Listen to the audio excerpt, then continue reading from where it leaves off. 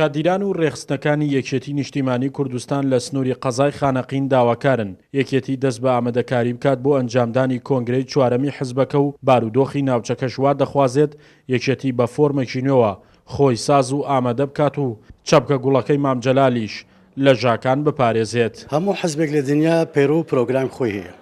ئێمە شەکو یەکێتی نیشتیمانی کوردستان پەیرۆ و پرۆگرامان خۆمان هەیە بۆ ئەوە یەکی لەو خاڵانە بەستنی کۆنگرەیە. ئەمە ماوەی چەند ساڵێکە کۆنگرەی یەکێتی نیشتیمانی کوردستان نەبەستراوە.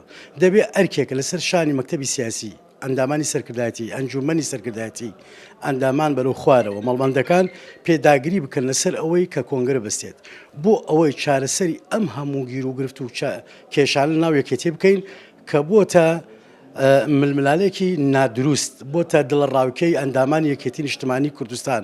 کادران یەکێتی داوای نوێبوونەوە دەکەن و گرێدانی کۆنگرەش بە ڕێگە چارەی دەربازبوون دەزانن بۆ ڕزگاربوون لەو کێشە ناوخۆیانەی کە دووچاری یەکێتی هاتووە هەر بۆیە جەخت لەسەر ئەوە دەکەنەوە دەبێت یەکێتی پەلە بکات لە بەستنی کۆنگرە. بەڕاستی بەستنی کۆنگرە لەم کاتەدا زۆر گرنگە بۆ یەکێتی یەکەم لەبەر ئەوەی بۆ یەکڕێزی ماڵی یەکێتی بۆ ئیعادەی تەنظیمکردنی ماڵی یەکێتی بۆ چارەسەرکردنی مەشاکل و کێشەکانی نەو یەکێتی.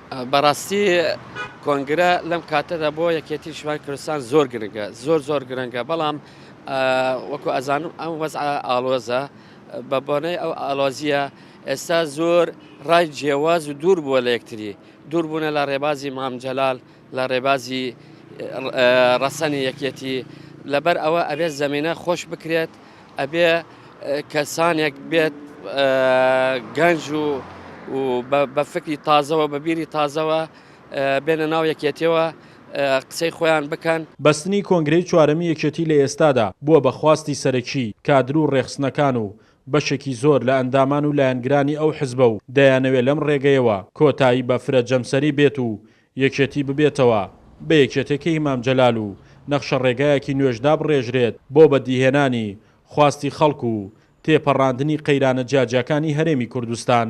شاخەوان محەممەد، کورسات نیوز، خانەقین.